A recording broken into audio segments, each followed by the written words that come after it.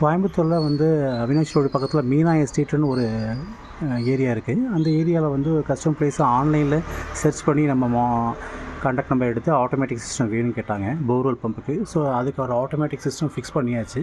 So அதுக்கான wiring ப்ராப்பராக மேலே கொண்டு போயாச்சு. டேங்க்லேயும் சென்சார் ஃபிக்ஸ் பண்ணியாச்சு சார். இப்போ இந்த மாடல் வந்து உங்களுக்கு டிஜிட்டல் மாடல் சார்.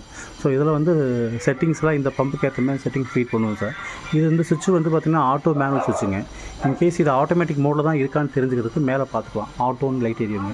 இன்கேஸ் சில பேர் வந்து என்ன பண்ணுவோன்னா பைபாஸில் போட்டுருவாங்க சார். பைபாஸில் போட்டாங்கன்னா ஓவர்ஃப்ளோ ஆயிரும். ஸோ இந்த கண்டிஷனில் போட்டு அடிக்கடி சர்வீஸ்னு கூப்பிடுவாங்க. ஆனால் அவங்க வந்து பார்த்தா தான் தெரியும் இது சுவிட்ச் மேனுவல் இருக்கும். ஸோ மேக்ஸிமம் ஏதாவது இஷ்யூனா மட்டும்தான் யூஸ் பண்ணணும், மற்றபடி யூஸ் பண்ணக்கூடாது சார். சரிங்களா. ரெண்டாவது இந்த ஆட்டோமேட்டிக் மோடில் போட்டிங்கன்னா இதில் ஒரு ரீசெட் பட்டன் இருக்குது சார். செமி ஆட்டோமேட்டிக்காக யூஸ் பண்ணிக்கலாம். இப்போ எனக்கு காலையில் பவர் ஷூடன் ஆக போகுதுன்னா ஓவர் டேங்கில் தண்ணி எவ்வளோ இருக்குன்னு நமக்கு தெரியாது லெவல். ஸோ அந்த கண்டிஷனில் இந்த ரீசெட் பட்டனை யூஸ் பண்ணிக்கிட்டோம்னா உங்களுக்கு வந்து அந்த லோ லோட் சென்சார் ட்ரிகர் ஆகி ஹை லோவில் டச் பண்ணோன்னா பம்ப் ஆஃப் ஆயிரும். ஸோ நம்ம எதுவுமே பண்ணலைன்னா அந்த 50% லெவலுக்கு கீழே சென்சார் வச்சுக்கணும். அந்த லெவல் வரும்போது மோட்டர் அதுவே ஆன் ஆகி ஃபில் ஆனால் ஆட்டோமேட்டிக்காக ஆஃப் ஆகிக்கும். இப்போ இந்த பம்ப் எடுக்கிற ஆம்ஸ் பார்த்தீங்கன்னா உங்களுக்கு 6.5 எடுக்குது சார் ஆம்ஸு. சரிங்களா. நமக்கு வர இன்கமிங் வோல்டேஜ் வந்து 249 250 இருக்குது சார். ஸோ இப்போ நம்ம அதுக்கேற்ற மாதிரி செட்டிங்ஸு வச்சுக்கலாம் சார். இப்போ 6.5 இருக்குனால ஓவர் கரண்ட் ஆம்ஸு 10 ஆம்ஸ் வச்சுக்கிறேன், சேஃப்டி ஆம்ஸு.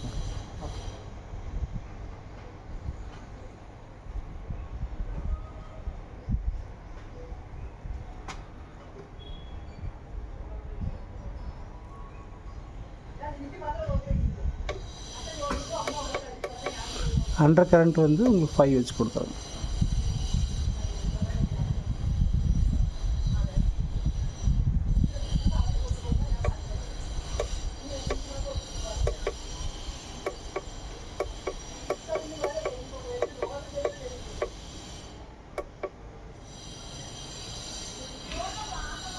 ஸோ இப்போ மேல் டேங்க்கில் இருந்து உங்களுக்கு ஆட்டோமேட்டிக்காக ஆன் ஆகி ஆஃப் ஆகிறது மேலே செக் பண்ணி காட்டுவேன். இப்போ தண்ணி ஏறிட்டுருக்கு. ஹைலோ சென்சார் டச் பண்ணிச்சுன்னா ஆஃப் ஆயிரும். ஏன்னா இன்னும் அந்த ஹைலோ வரைக்கும் போகல உங்களுக்கு தண்ணி. ஸோ அதை செக் பண்ணி காட்டிடுறேன் உங்களுக்கு.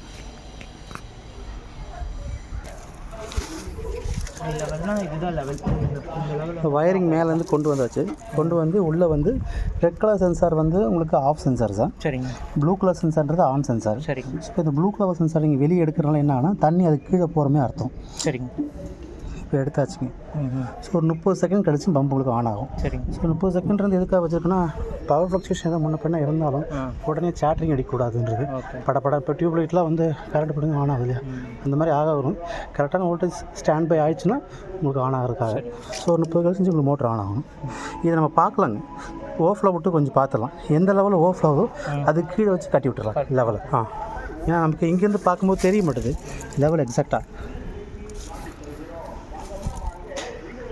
இப்போ ஸ்டார்ட் ஆகணும்.